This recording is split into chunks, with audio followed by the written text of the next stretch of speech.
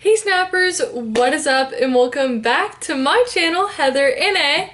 So snap your fingers, baby, I'll come running.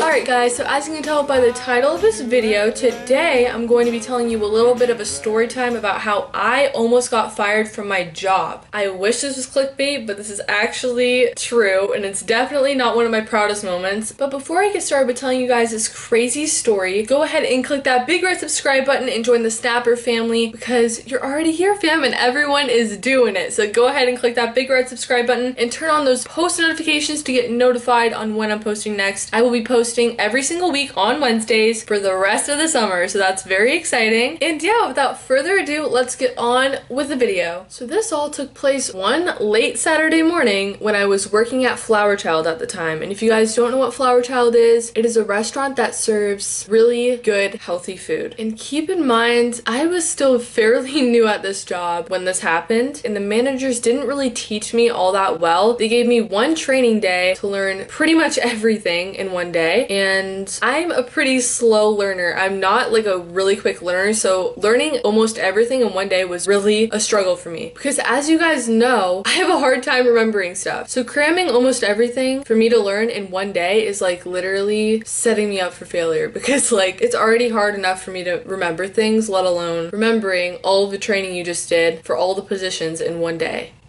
Part of the reason that they didn't train me for more than one day was because at that specific Flower Child, they were always so busy. Like, they still are so busy when I go there. It doesn't matter what time of day, there's almost always a line out the door. So they didn't really have enough time for me to be trained for more than one day, since there were always so many customers in that restaurant all the time. So on this late Saturday morning, we were starting to get really busy because everyone's coming in for lunch. So that day, I was a server. I was serving food to the guests at the tables, and then my job was to clean up any empty tables that had plates of food left on it or trash or any of that. What they didn't tell me was that when it gets really busy at lunch and there's a line out the door, which there almost always is, but during lunch, they will have an employee ask one of the customers in line if they would like to sit inside or outside and how many people they would have for the time that they're going to be there. Everyone in line got assigned a table number, and those table numbers were being put on dirty tables.